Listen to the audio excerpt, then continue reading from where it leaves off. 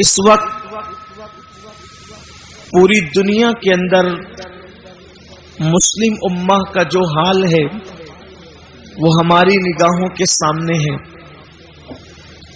پوری دنیا میں مسلمانوں کے خلاف نفرت کی بولی جا رہی ہے. ایسا لگتا ہے کہ جن دیواروں کے سائے میں ہم رہتے ہیں وہ دیواریں بھی اجنبی ہو گئی ہیں. ماحول اجنبی ہو گیا، دوست اجنبی ہو گئے.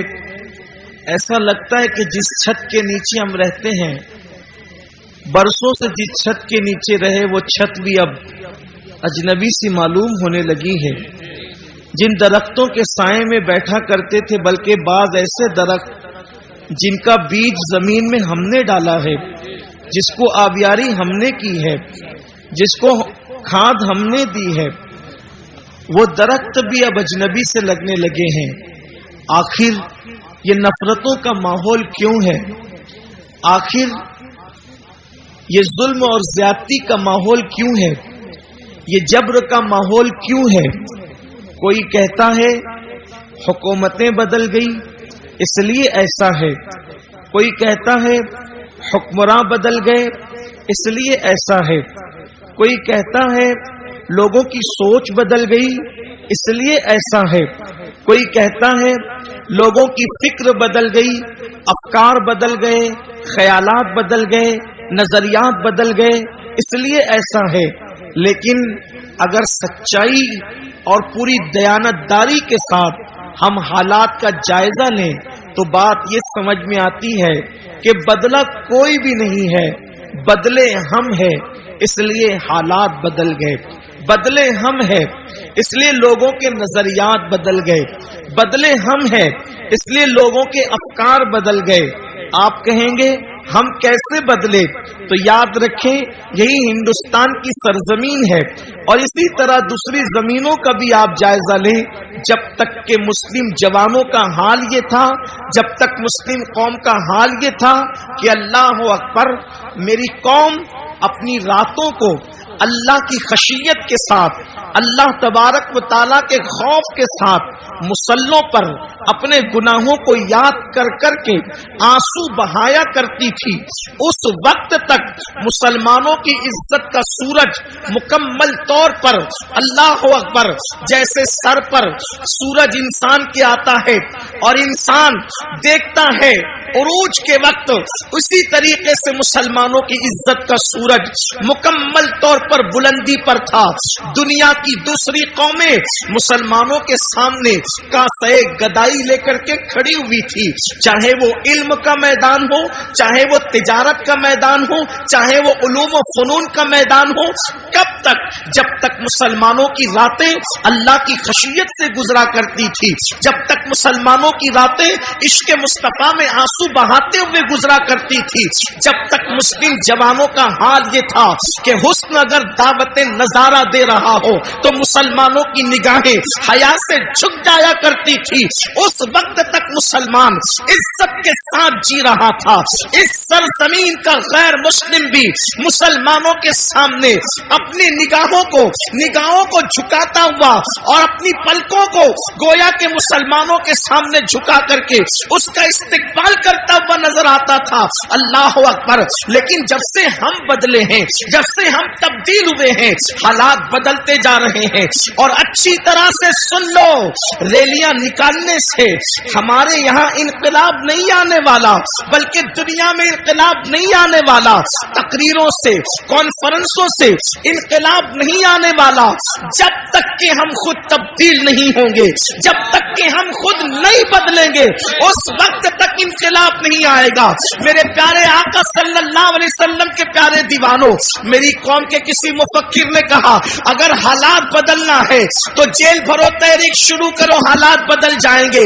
میں نے کہا غلط، جیل بھرو تحریک سے حالات نہیں بدلیں گے، مسجد بھرو تحریک سے حالات بدلیں گے. سبحان اللہ. نعرہ تکبیر، نعرہ رسالت، مسلک اعلی حضرت، فیضان اعلی حضرت. ہم جیلوں کے لیے پیدا نہیں ہوئے، ہم مسجدوں کے لیے پیدا ہوئے ہیں. جتنی محنتیں لوگ جیل کے بھرنے کی تحریک میں کرنا چاہتے ہیں, لوگ اتنی محنتیں سچے دل سے مسجد بھرو تحریک میں کرے. اللہ کی سب کی قسم, جتنی تعداد میں مسلمان فجر کی نماز میں پہنچتا ہے, اتنی تعداد میں مسلمان, جتنی تعداد میں مسلمان جمعہ کی نماز میں پہنچتا ہے, اتنی تعداد میں اگر مسلمان فجر کی نماز میں پہنچے گا تو انشاءاللہ پھر دیکھنا کیسا انقلاب آتا ہے. اس لیے کہ لوگ کہتے ہیں موجودہ حالات میں کیا کرے کہ انقلاب آئے گا, موجودہ حالات میں کیا کرے کہ انقلاب آئے گا. یاد رکھنا موجودہ حالات میں اللہ کی طرف رجوع ہونا پڑے گا, اس کے رسول کی طرف رجوع ہونا پڑے گا. وگرنہ یاد رکھنا آج جلسوں کے نام پر میری قوم ہزاروں کی تعداد میں جمع ہو رہی ہے, میری قوم لاکھوں کی تعداد میں جمع ہو رہی ہے, اور ہم اس پر پھول رہے ہیں میرا جلسہ کامیاب ہو گیا, ہزاروں لوگ جمع ہو گئے.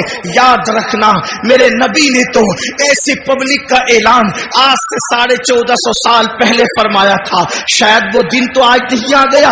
اللہ کے حبیب غیب دا نبی صلی اللہ علیہ وآلہ وسلم نے فرمایا ایک وقت میری امت پر ایسا آئے گا کہ لوگ دین کی باتیں دل کو بہلانے کے لیے کریں گے, لوگ دین کی باتیں رسمی طور پر کریں گے. میرے آقا صلی اللہ علیہ وآلہ وسلم کے دیوانوں, دل بہلانے کے لیے ہم جمع تو ہو جاتے ہیں بلکہ دین سننے کے لیے جمع ہو جاتے ہیں. کیا دین پر عمل کرنے کے لیے جمع نہیں ہو سکتے؟ کیا دین پر عمل کرنے کے لیے ہم نہیں آ سکتے؟ اللہ اکبر.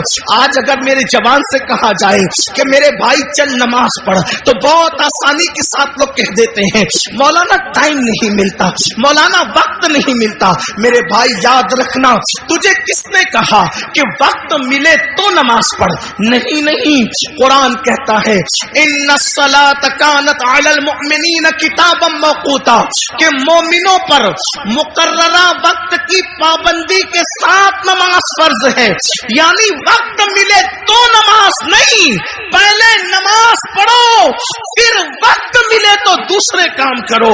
ہم پر پہلے نماز فرض کی گئی ہے, اور انقلاب کیسے آئے گا, تبدیلی کیسے آئے گی؟ یاد رکھنا جب اللہ تبارک و تعالی کسی قوم سے مدد کا ہاتھ اٹھا لیتا ہے تو پھر وہ قوم تباہ اور برباد ہو جاتی ہے, وہ قوم تباہی کے دہانے پر پہنچ جاتی ہے. کیا آپ کو نہیں پتا اللہ اکبر سیدنا فاروق اعظم رضی اللہ تبارک و تعالیٰ عنہ, ان کو شہید کرنے کے لیے ان پر حملہ کیا ہے فیروز نامی ایک شخص نے, ایک مجوسی نے, اور زخموں سے خون بہ رہا ہے, زخموں سے خون رس رہا ہے. ایسے عالم میں فاروق اعظم تیمم کرتے ہیں اور تیمم کر کے اٹھ کر کے کھڑے ہوتے ہیں. کسی نے کہا امیر المومنین پورا وجود لہو لہان ہے اور آپ نماز کی تیاری کر رہے ہیں. فاروق اعظم فرماتے ہیں میں نے انہی کانوں سے اپنی آنکھوں کی ٹھنڈک مصطفیٰ جان رحمت سے سنا ہے کہ جس نے نماز چھوڑ دی اس کا دین میں کوئی حصہ نہیں, اس لیے کہ نماز دین کا ستون ہے. آپ مجھے بتائیں نا, آج اللہ اکبر اگر آپ کے گھروں سے دھواں اٹھ رہا ہے, اگر آپ کے گھروں کو جلایا جا رہا ہے یا تمہیں گھر سے بے گھر کیا جا رہا ہے تو تھوڑی دیر تصور تو کرو, جو قوم اللہ کے گھر کو ویران کر دے کیا اس قوم کے گھروں کو ویران نہیں کیا جائے گا؟ مجھے بتاؤ تمہارے گھروں پہ بلڈوزر چل رہے ہیں تو تمہیں اتنی تکلیف ہو رہی ہے, برسوں سے تم نے اللہ کے گھروں کو ویران کیا ہے. کبھی یہ تو سوچا ہوتا؟ یاد رکھنا میں کسی کی حمایت یا مخالفت کرنے نہیں آیا, لیکن میری قوم کے جوانوں ہزاروں کی تعداد میں یہاں جو ٹھاٹے مارتا وہ سمندر موجود ہے, اللہ کی سب کی قسم اگر محسوس کر لے کہ ہم نے اللہ تبارک و تعالیٰ کے ساتھ کتنی جفا کی ہے, جس نے ہمیں ماں کے پیٹ کے اندر خوبصورت شکل عطا فرمائی, پیدا ہونے سے پہلے ماں کے سینے میں ہمارے لیے غذا پیدا فرمائی, ماں کے دل میں ممتا پیدا کی, باپ کے دل میں شفقت پیدا کی, زمین کا فرش بچھایا, آسمان کا شامیانہ تانا, اتنی نعمتیں دی, اتنی قوتیں دی, اتنی عزتیں دی, چلنے کی طاقت اس نے دی, بولنے کی طاقت اس نے دی, حسن و جمال اس نے دیا, کھانے پینے کی قوت اس نے دی, اس نے سب کچھ دیا. دوستوں کے لیے وقت ہے, بیوی کے لیے وقت ہے, بچوں کے لیے وقت ہے, بھائیوں کے لیے وقت ہے, سب کے لیے وقت ہے. حتیٰ کہ اپنے کتوں کو ٹہلانے کے لیے وقت ہے, حتیٰ کہ چڑیا کوے پالنے کے لیے وقت ہے, حتیٰ کہ طوطا مینا کو دینے کے لیے وقت ہے. لیکن وہ خدائے وحدہ لا شریک جس نے ساری نعمتیں عطا کی ہے, اس کے لیے 10 منٹ کا ٹائم نہیں. سن لو, حالات اس سے بھی بدتر ہوں گے, حالات اس سے بھی زیادہ بگڑیں گے. اگر ہم نے اپنے آپ کو بدلنے کی کوشش نہیں کی, کوئی پناہ دینے والا نہ ہوگا, کوئی مدد کرنے والا نہ ہوگا. اللہ اکبر. فرمایا گیا جب مسجدیں تعمیر کی جاتی ہے, جب مسجدیں بنائی جاتی ہے اور اس میں نماز ادا کرنے کے لیے لوگ نہیں آتے, تو رات کی تاریکی میں مسجد اللہ کی بارگاہ میں عرض کرتی ہے, مولا جس نے مجھے ویران کیا تو ان کے گھروں کو ویران کر دے.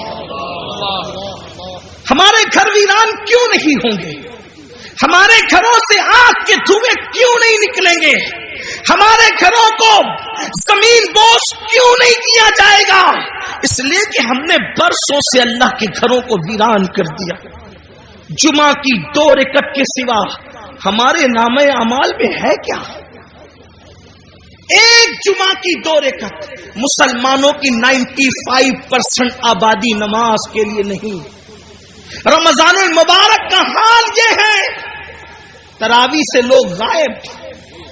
اتنی رکعتیں مولانا کیسے پڑھیں گے؟ دوستوں کے ساتھ گھنٹوں کھڑے رہ سکتے ہو اور رب کی بارگاہ میں کھڑے نہیں رہ سکتے. جن کے لیے, جسم کو بنانے کے لیے ہم برابر وقت نکال لیتے ہیں. میں اپنے جوانوں سے کہتا ہوں بالکل جم کرو, وقت نکالو, لیکن یہ بھی کہتا ہوں جسم بنانا ہے تو جم جاؤ, اور اگر قبر کے کیڑوں سے جسم کو بچانا ہے تو مسجد میں آؤ. سبحان اللہ, سبحان اللہ. جم جاؤ گے تو جسم بنے گا, مسجد میں آؤ گے تو جسم قبر میں بچے گا. ہاں ایسے بھی لوگ ہیں, ایسے بھی لوگ ہیں کہ جن لوگوں کے کفن کو بھی مٹی نے میلا نہیں کیا, ان کے کفن بھی محفوظ رہے. ارے